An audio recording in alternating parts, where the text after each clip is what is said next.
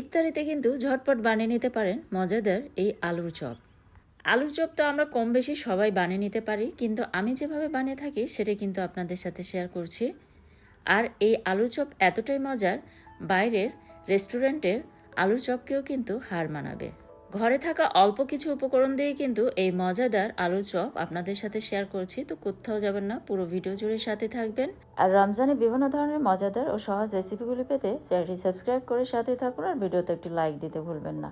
আর অবশ্যই পরিবার পরিজনদের মাঝে ভিডিওটি বেশি বেশি শেয়ার করে দেবেন, কারণ আপনাদের একটি শেয়ার আমাকে সামনে এগিয়ে নিয়ে যাবে অনেক দূর। আর কমেন্ট বক্সে কমেন্ট করতে একদম ভুলবেন না। ভিউয়ার্স, আমি অফ ক্যামেরায় দুটি বড় সাইজের আলু খুব ভালোভাবে সিদ্ধ করে ম্যাশ করে নিয়েছি। তো এখন এর সাথে অ্যাড করে দিচ্ছি একটি শুকনো মরিচ আমি টেলে নিয়েছি, আর সেটা অ্যাড করে দিলাম, আর স্বাদ মতো লবণ অ্যাড করে দিলাম। দিয়ে এখন মরিচটাকে একটু কষলিয়ে নিলাম, আর এর সাথে অ্যাড করে দিলাম একটি পেঁয়াজ কুচি।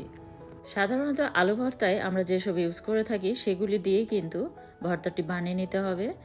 আর কিছু ধনিয়া পাতা কুচি অ্যাড করে দিলাম, আর দিয়ে দিলাম কিছু কাঁচামরিচ কুচি অ্যাড করে দিলাম।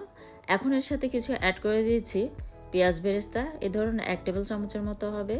কিছু পুদিনা পাতা কুচি অ্যাড করে দিয়েছি, আর খাঁটি সরিষার তেল 1 চা চামচের মতো হবে অ্যাড করে দিচ্ছি। দিয়ে সব কিছু একসাথে মিক্স করে আমি হাতে একটু তেল মাখিয়ে নিয়ে কিন্তু এভাবে আলুর চপের শেপ দিয়ে বানিয়ে নিয়েছি, দেখতে পারছেন।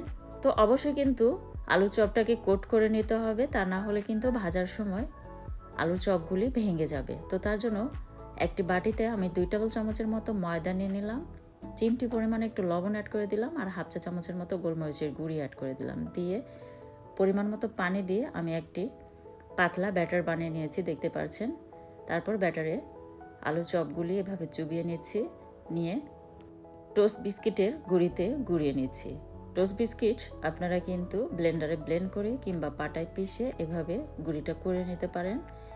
আর এভাবে কোটটা করে নিলে কিন্তু উপরের সাইডটা একদমই ক্রিস্পি হয়, আর খেতে কিন্তু ভীষণ মজার লাগে। তো সবগুলি ঠিক একইভাবে বানিয়ে নিতে হবে, আর এগুলিকে এখন ভেজে নেওয়ার পালা। তো তার জন্য চুলে একটি প্যানে আমি 2 টেবিল চামচের মতো সয়াবিন তেল দিয়ে দিলাম, আর এর সাথে 1 চা চামচের মতো ঘি অ্যাড করে দিলাম।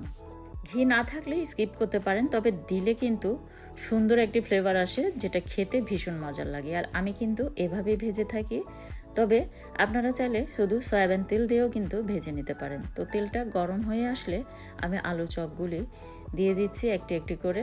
আর চুলার পাওয়ারটা কিন্তু মিডিয়ামে রেখে এগুলিকে এপাশ ওপাশ সুন্দরভাবে ভেজে নিতে হবে, আর অবশ্যই খেয়াল রাখতে হবে যাতে পুড়ে না যায়। আর আমি কিন্তু একটু ডিপ করে ভেজে নিয়েছি, আর একটু ডিপ ফ্রাই করে নিলে কিন্তু এটা বেশি মজার লাগে আমার কাছে। আপনারা চাইলে হালকা করেও ভেজে নিতে পারেন, তবে আমি একটু ডিপ করে ভেজে নিয়েছি। তো এভাবে উল্টে পাল্টে ভেজে নিতে হবে, আর বেশি তেলে কিন্তু ভেজে নেওয়ার কোনো দরকার নেই। আর আলুর চপ কিন্তু অবশ্যই এরকম কম তেলেই ভেজে নেওয়ার চেষ্টা করবেন, তাহলে কিন্তু এগুলি ভেঙে যাওয়ার সম্ভাবনা থাকে না। তো যখন এরকম ব্রাউনিশ কালার হয়ে আসবে তখন এগুলিকে তুলে নিতে হবে। আর দেখতে পাচ্ছেন উপরের সাইডটা কিন্তু একদমই ক্রিস্পি হয়েছে, যেটা খেতে ভীষণ মজার লাগে। তো অনেকেই কিন্তু আছেন যে কোট করে নেন না, তো অবশ্যই এভাবে কোটটা করে নেবেন ব্রেড ক্রাম্বসে গুঁড়িয়ে কিংবা টোস্ট বিস্কিটের গুঁড়িতে গুঁড়িয়ে। এভাবে কোটটা করে নিলে কিন্তু উপরের সাইডটা একদমই ক্রিস্পি হয়। তো পরের ব্যাচও ঠিক আমি একইভাবে ভেজে নিয়েছি। আর ইফতারিতে কিন্তু একটি কমন রেসিপি হচ্ছে এই আলুর চপ। তো আলুর চপ না হলে কিন্তু চলে না, এমনও অনেক পরিবার আছে যারা আলুর চপ ভীষণ পছন্দ করে থাকেন। তো তারা অবশ্যই এভাবে একবার আলু চপ আমার মতো করে বানিয়ে দেখবেন, একবার বানিয়ে খেলে বারবার বানিয়ে খাবেন, এতটাই মজার। আর আমি যেদিন এই আলু চপ বানিয়ে থাকি সেদিন কিন্তু আমার বাচ্চারা চেয়ে চেয়ে খায়, এতটাই মজার হয়।